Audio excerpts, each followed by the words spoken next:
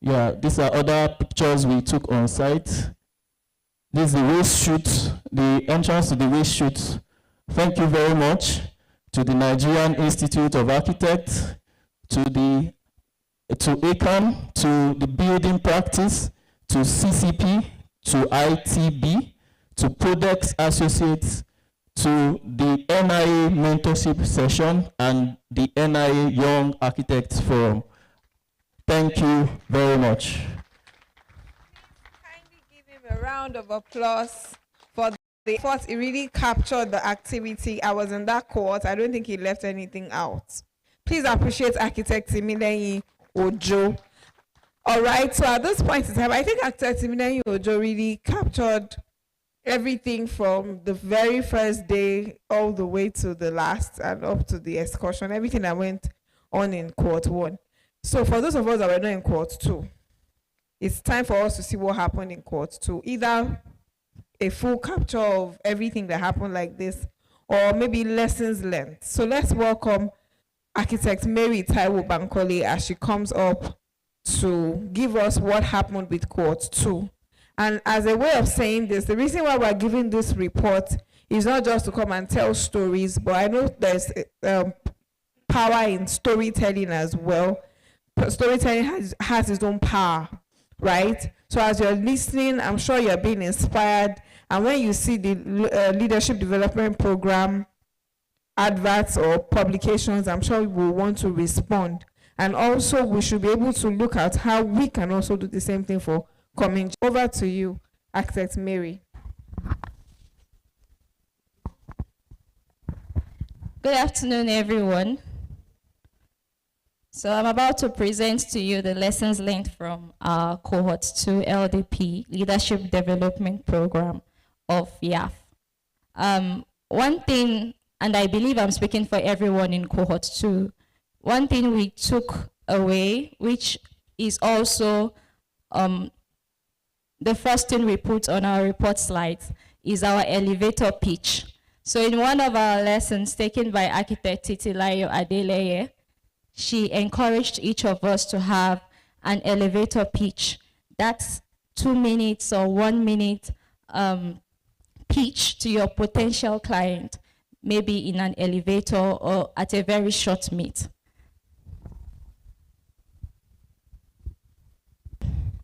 So I'll just dive into the lessons learned as quickly as I can. We also had similar, we had similar topics treated at Cohort 2, but I'll just go.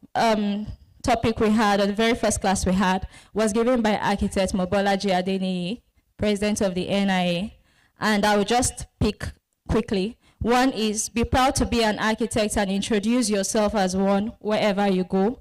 Let your work and your character speak the loudest, and your image is strengthened when you can say no. So it's not bad to say no, to turn down some projects you cannot take. It only strengthens your image. Number 2, excellence in architecture by architect Roti Delano, FNIA, that design is supposed to uplift humanity and not just to impress. And that no matter the amount of software you use, it cannot save a poor design. Also, we are encouraged to keep improving ourselves, attend webinars, be part of cohort, the next cohort 3, please let us be part of that.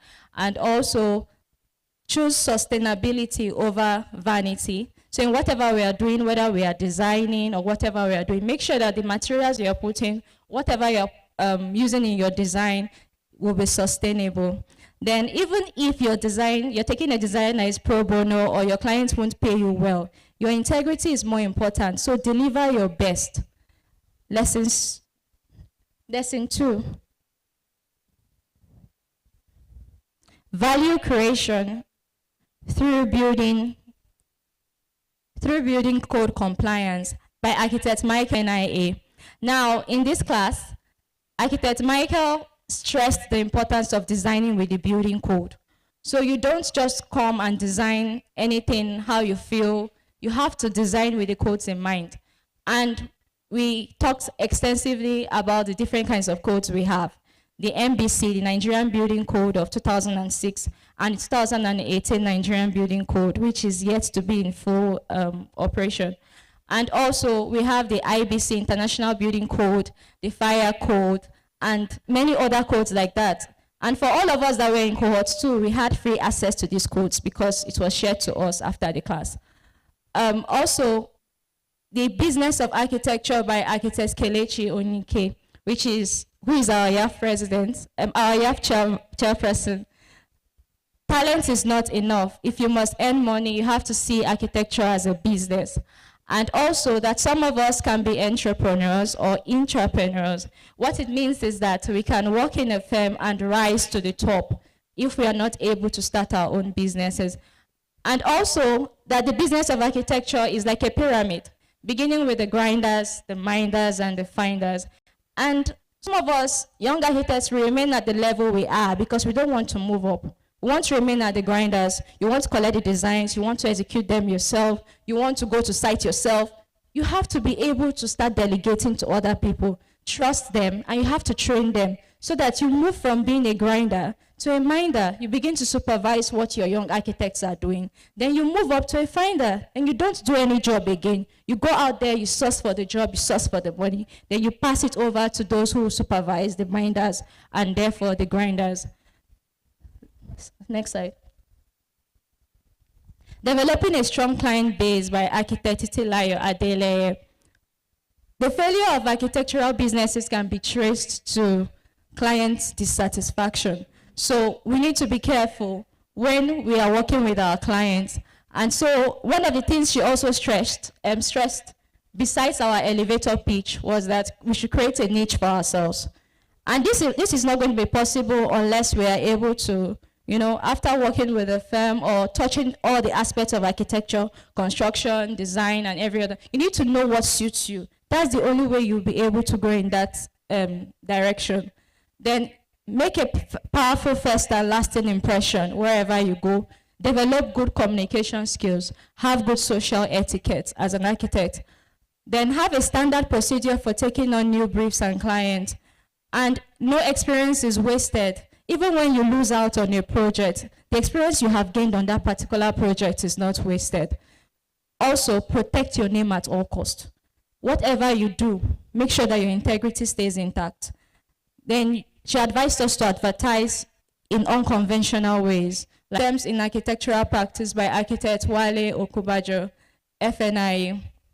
So he was talking about architectural practice and that for any architectural practice to be successful, there has to be systems already set in place.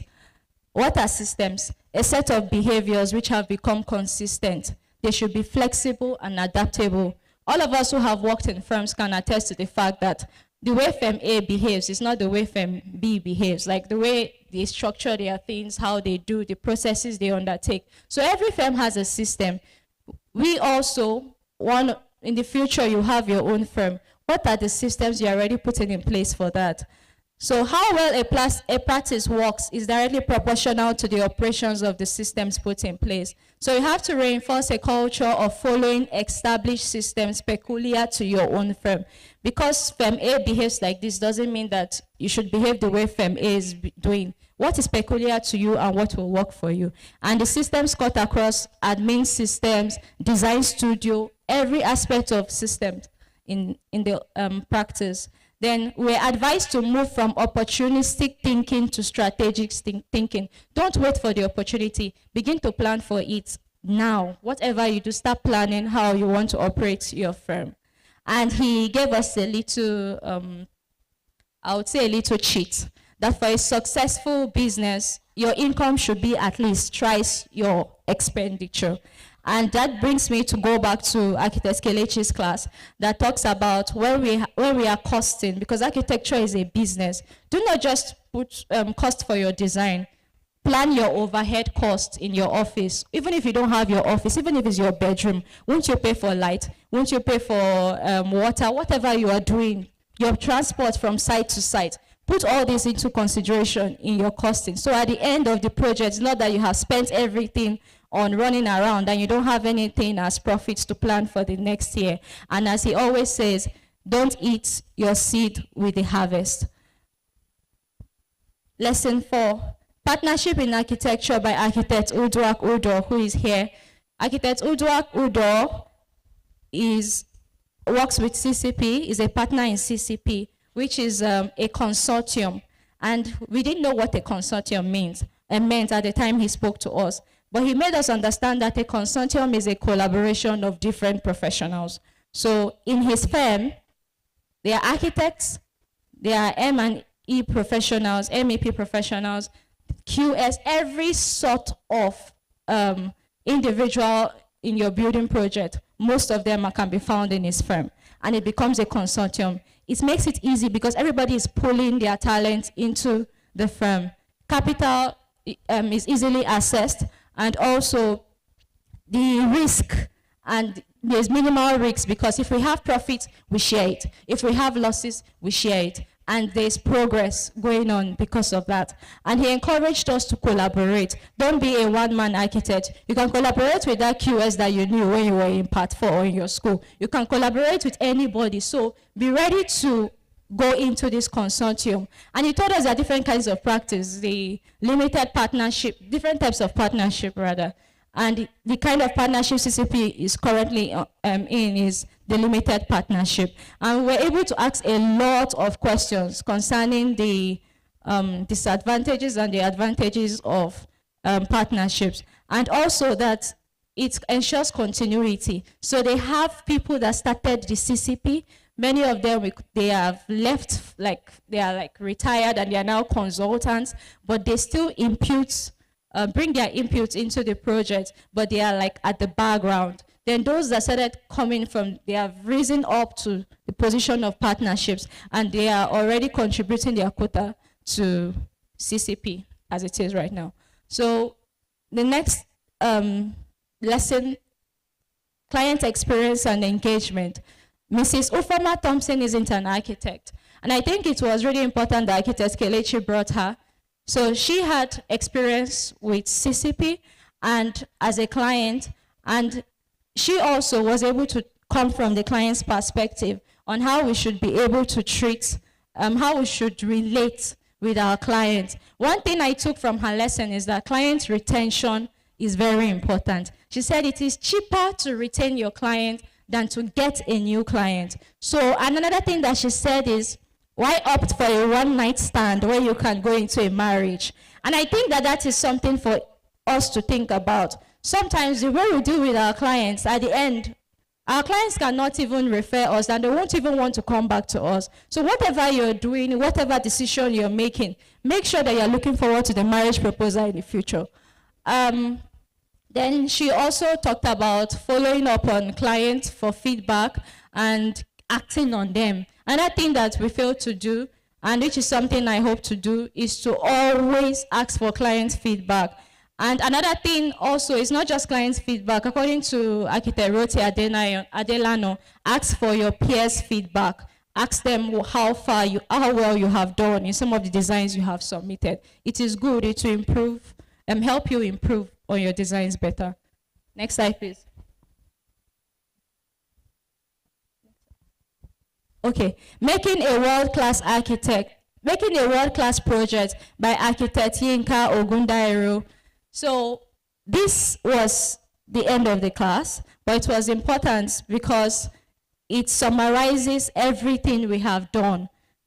We are architects and we want our project to stand out. So what are the things that makes our project stand out? And that is what architect Yinka Ogundairo made us to understand. A world-class project is one that can compete anywhere in the world. And if your project must compete anywhere in the world, you must be prepared to do what you're supposed to do for it to make it compete anywhere in the world. Follow the codes, design appropriately, prepare properly detailed drawings. And you have to be determined because there will always be challenges. And he encouraged us to know how to use BIM because he gave a case study on one of the projects he had to undertake and how he brought all the professionals using BIM on one software to be able to put in everything they needed to do, including piping, everything. And that was what brought out the project to its completion. So before the project even started, they had an idea of everything they were going to do before the project started. Is that all? Thank you. Thank you very much. I feel as if it's a whole masterclass that we just passed through with our two facilitators. Please put your hands together for Architect Timi and Mary Taiwo Bankole. They really gave us, just a tip of the iceberg into what the whole class was about. And speaking of feedback, let me ask for how am I doing? Am I engaging enough? Always ask your clients for a feedback. At least if you never hear anything, you hear that one. How am I doing? Am I satisfying you? Am I giving you what you want? Is there any way I can do it better? And all of that. Okay. So I think we've been able to do that. So at this point in time, I think we'll just go to the open mic. If you have anything you want to say, on behalf of Cohort 1 and Cohort 2, I want to say thank you to our facilitators. Architect Kelechi is our chair, and he also doubles as a facilitator. Please put your hands together for our facilitators. Thank you very much, Architect Udo. Thank you for your time. Thank you for your knowledge. I mean, these things will take time. All our facilitators had their slides. Their slides were shared with us, so they took their time. It wasn't just that someone just sat down in front. Oh, what's camera? I have to talk to young architects today. No. They all had slides they were talking from, and it showed the intentionality that they put into it. So please, at this point in time, this is a town hall meeting. It's not just, like I said earlier, the first session, people were talking to us. But now let's talk, although we have to leave in another 21 minutes, we have to leave this place. So please, do we have people who want to say one or two things from everything that has to do with, okay, so YAF has done this and done that. What can we do better? Like I said, where do we want to go from here between now and next year's AGM? So who wants to make the first contribution? Okay, please, I need another microphone. Architect Timi, please, can you help me with the microphone? Someone wants to speak at the back. Please introduce yourself, your name, your chapter, and any other thing you want us to know about you.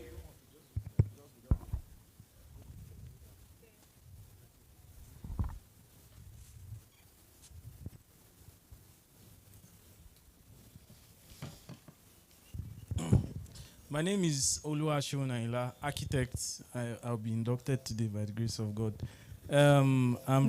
This today? Yes. Oh. I'm an architect. Yeah, already, congratulations. So I live and I practice in Kaduna. So I'm a member of Kaduna State Chapter. Sincerely, I'm very, very, very excited for what I've seen, what I've heard today, and how I wish I had this information on time to have been a part of the cohort. But my prayer is that it doesn't end here. So hopefully, maybe the next cohort I'm going to join. I want to really commend the coordinator of the Young Architects Forum. This is the first of its kind. And sincerely, I've realized that mentorship is very, very sacrosanct in this our practice. It can never be done away with. And any young architect who hopes to have a bright future in the practice cannot do it with mentorship. So I would like to plead that this continues. Going forward, I don't know how this forum is going to take care of students. Now, I finished my BSc in Bauchi, ATBU Bauchi, and I proceeded to Obafemi Awolowo University for my MSc. That was, I think, after 4 years or so, 4 years after my BSc. But then I realized that the experience I had in the North was totally different from the experience I had in the West in terms of the tutelage of architecture. And one of the things I would like this forum to help us, to help this NIA body to do, especially for the younger ones, is how to create an atmosphere where there's collaboration. We understand that what's obtainable in the North might not be the same with what's obtainable in the West, but how to create a forum for knowledge sharing and probably a student exchange program where people can grow and collaborate more. This is going to help us a lot. Thank you very much.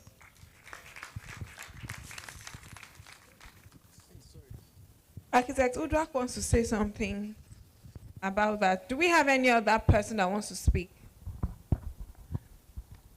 Yeah, good afternoon, everyone. Well, my name is Archibuilt, and actually I've been with CCP for 26 years. I started as a project architect, and I grew up to becoming a partner. It took a lot of tutoring, mentoring to be able to get to where I am. What I just want, first of all, I want to thank Kelechi and the team for the wonderful thing they've been doing. You know, when Kelechi called me 2024, I was on my way to the US, and he said he wants me to be one of the facilitators. I said, okay, wherever I am, just make the time difference suitable for me. And it happened that during that period, I had the opportunity of presenting for Cohort 1, and this year, Cohort 2. But I just want to say something that defines me. You know, there's a difference between a designer and an architect. You know, a designer draws, but an architect is the driver. So somebody is drawing, somebody is driving it. Collaboration for me worked for me. That's why I had to stay one place for over 26 years.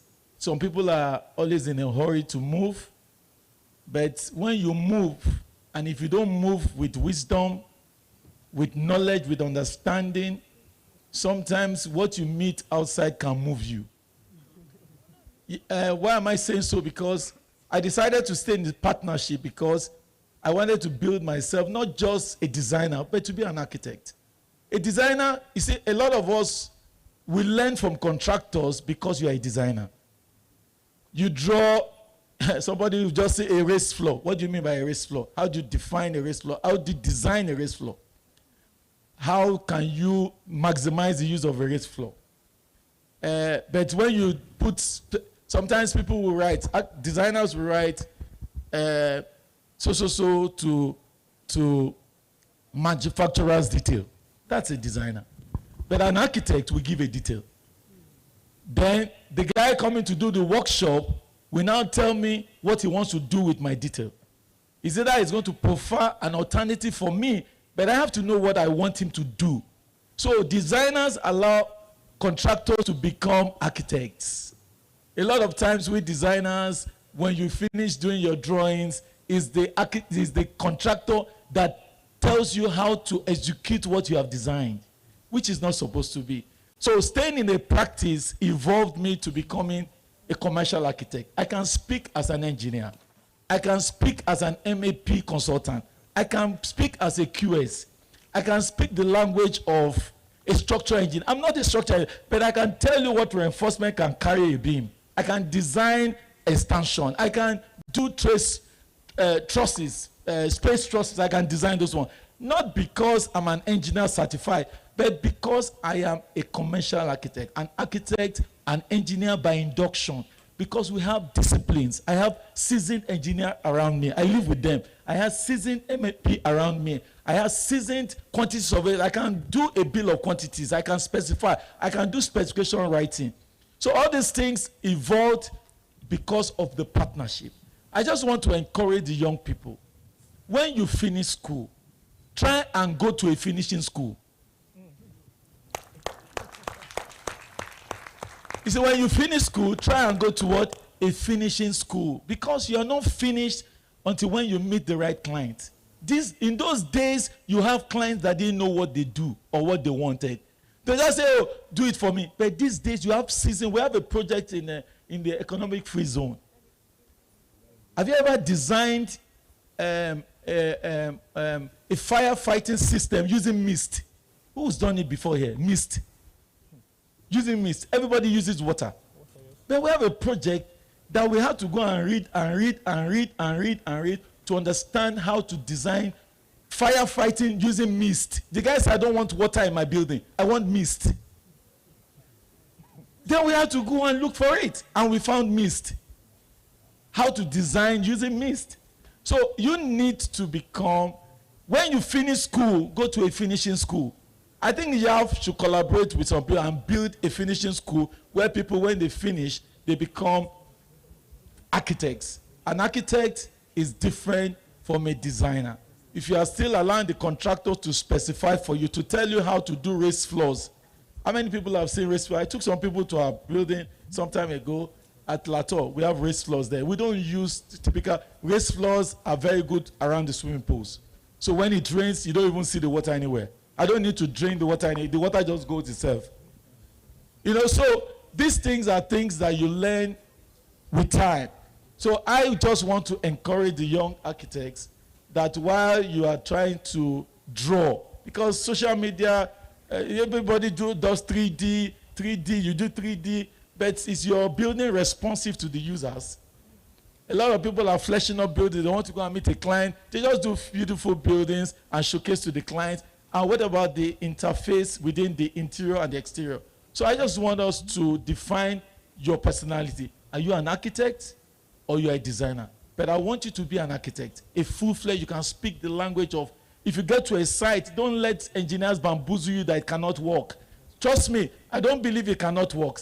The only thing, nothing does, everything works is only at what cost, at what time. That's it. Nothing is to, everything can work, but at what cost and at what time. Don't tell anybody, don't tell, oh, it can, if I want to span 3 meters cantilever, it can work. You just need technology to be able to give me that 3 meter. So I want to encourage everybody, be an architect, don't just be a designer. Thank you. Thank you very much, Architect Udwa. Go to a finishing school when you finish school. All right, let's take the next question. Meanwhile, for the question he asked, what's his name again?